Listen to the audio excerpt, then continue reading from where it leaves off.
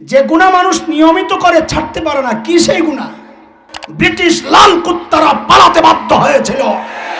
উলামায়ে দেওবন্দের রক্ত যখন আফগানিস্তানের জমিন স্পর্শ করেছিল, রাশিয়ার শেখ ভল্লুকেরা পালাতে বাধ্য হয়েছিল। পোলাবেনকে জিহাদ জিহাদ জিহাদ চাই, জিহাদ করে বাঁচতে চাই। এবার বাঁচতে তুই যাওয়ার দরকার নাই, তুই পালাবি। ফখরুলের বাড়ির ঠিকানাও তালাশ করে না। তোমাদের পূর্বপুরুষরা তো পালাতে পেরেছিল। আল্লাহর কসম, আমার মাতৃভূমি যদি আক্রান্ত হয়, একটাকেও পালাতে দেওয়া হবে না, পালাতে দেওয়া হবে না। এই ফাঁকে আমি কিছু কথা নিজের হেদায়েতের জন্য বলবো। কথাগুলো আমার বেশি দরকার, কারণ আমি মনে করি এখানে বড় আসামি আমি নিজে। হ্যাঁ, আমি এইভাবে বলার চেষ্টা করব ইনশাআল্লাহ, যেন কথাগুলো আমার মতো কেউ থাকলে তারও উপকারে আসে। দোস্ত, আল্লাহ সুবহানাহু ওয়া তাআলা আমাদেরকে মানুষ বানিয়েছেন। আমাদের দুই পাশে আল্লাহ দুইটা ভিন্ন চরিত্রের সৃষ্টি রেখেছেন। একদিকে ফেরেশতা আর একদিকে শয়তান। ফেরেশতাদের চরিত্র সম্পর্কে আল্লাহ তাআলা সূরাতুত তাহরীমের 6 নম্বর আয়াতে বলেন, লা ইয়াসুনাল্লাহা মা আমারাহুম ওয়া ইয়াফআলুনা মা ইউমারুন। ফেরেশতারা গুনাহ করতে পারেন না। কি বলেছি বলেন তো? করেন না বলি নাই। হ্যাঁ, খেয়াল রাখা, কি গুনাহ করতে। ঠিক উল্টা চরিত্রের হচ্ছে শয়তান। শয়তান ভালো কাজ করতে পারে না। এই ভিন্ন দুই চরিত্রের মিশেলে, সংমিশ্রণে আল্লাহ আমাদেরকে মানুষ বানাইছেন। আমাদের মধ্যে ফেরেশতা গুণও আছে, আমরা ভালো কাজ করি। আবার শয়তানি স্বভাবও আছে, শয়তানিও কম করি না। এই বিষয়ে আল্লাহ সুবহানাহু ওয়া তাআলা সূরা ওয়াশ-শামসি ওয়া দুহাহার মধ্যে বলেন, ওয়ানাফসিন ওয়া মা সাওয়াহা ফাআলহামাহা ফুজুরাহা ওয়া তাকওয়াহা قد أفلح من زكاها وقد خاب من دساها। মানুষের মধ্যে ভালো মন্দ দুইটার যোগ্যতাই আছে। মানুষের মধ্যে, মানুষকে আজকে আলোচনার সুবিধার্থে আমি তিনটা ভাগে ভাগ করতে চাই। এক, মানুষের মধ্যে সর্বশ্রেষ্ঠ শ্রেণী যারা, নবী রাসূলগণ, হযরতে আম্বিয়া আলাইহিমুস সালাতু ওয়াস সালাম। নবীদের ব্যাপারে আহলুস সুন্নাহ ওয়াল জামাতের আকীদা হচ্ছে সমস্ত নবী মাসুম, নিষ্পাপ। বলেন তো আমার সাথে, সমস্ত নবী। কোন নবী জিন্দেগিতে কোনো গুনাহ করেন নাই। কেন করেন নাই?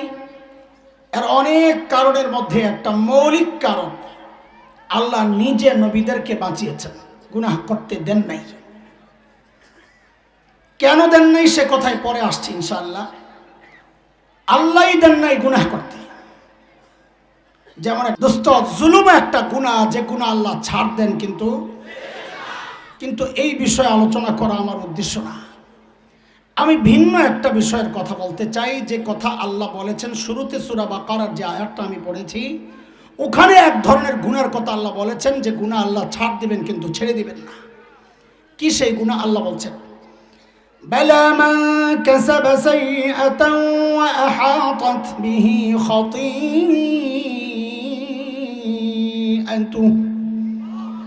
ফাউলাইকা আসহাবুন নার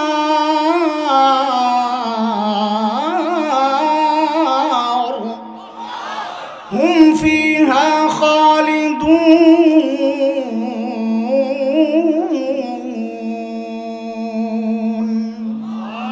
আমি আয়াতের তর্জমা করব না, শুধু গুনার ধরনটা শিখাই, বুঝাই। এবার প্রশ্ন, নবীর আল্লাহ কেন বাঁচাইতে চান?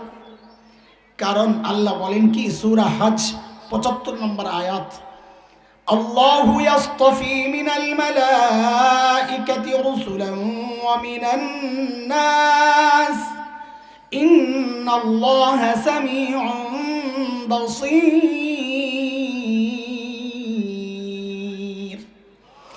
আল্লাহ বলেন মানুষ এবং ফেরেশতার মধ্য থেকে যে রসুল, এই রসুল আমার নির্বাচন।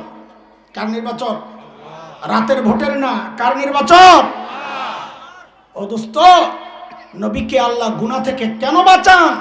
কারণ নবীরা যদি গুনাহ করেন তাইলে আল্লাহর নির্বাচন প্রশ্নবিদ্ধ হয়ে যাবে। এই জন্য আহলুস সুন্নাহ ওয়াল জামাতের আকীদা হচ্ছে সমস্ত নবী মাসুম, নিরপরাধ, নিষ্পাপ।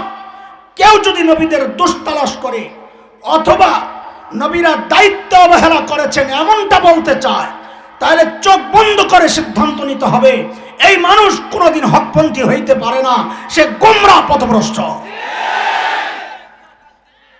নবীদের পরের জায়গাটাই হচ্ছে হযরতে সাহাবায়ে কেরাম রিদওয়ানুল্লাহি আলাইহিম আজমাইন। সাহাবীদের ব্যাপারে আহলুস সুন্নাহ ওয়াল জামাতের আকীদা হচ্ছে সাহাবীরা নিষ্পাপ না, তবে মাগফুর, আল্লাহ কর্তৃক ক্ষমাপ্রাপ্ত। আল্লাহ তাদেরকে ক্ষমা করে দিয়েছেন। ক্ষমা কেন করছেন? তারা তো গুনাহ করছেন এমন পাওয়া যায়। তো বলে ক্ষমা করার কারণ হচ্ছে আল্লাহ দেখেছেন যে তাদের ভিতর ঠিক আছে, তারা মুত্তাকি, এই ব্যাপারে কোনো ভেজাল নাই। কয় মুত্তাকি আল্লাহ কেমনে বুঝলেন? তো আল্লাহ বলেন কি, তাদেরকে পড়াইছেন আমার নবী। পড়াইছেন কে? এটা বলেন, তাহলে আমার বলতে পরে সুবিধা হবে। নবী সাহাবীদেরকে পড়াইছেন কে? ফাইনাল পরীক্ষা যিনি পড়ান তিনি নেন না, আরেকজন নেয়। কথা ঠিক? আল্লাহও যেন বলছেন আমার নবীর সাহাবীদেরকে পড়াইছেন নবী, কিন্তু পরীক্ষা নিছে আমি আল্লাহ নিজে। আরে কথা বল, ঠিক কিনা? আমার দেশ দখল করার স্বপ্ন দেখার আগে একটু অনুরোধ, ধরা খাইও না, তার আগে বলি আমার পূর্বপুরুষের ইতিহাসটা একটু পড়ে আইসো। আমার পূর্বপুরুষের একটা সোনালী ইতিহাস কিন্তু আছে। কি সেই ইতিহাস? উলামায়ে দেওবন্দের রক্ত যখন এই ভূখণ্ড স্পর্শ করেছিল, ব্রিটিশ লাল কুত্তারা পালাতে বাধ্য হয়েছিল।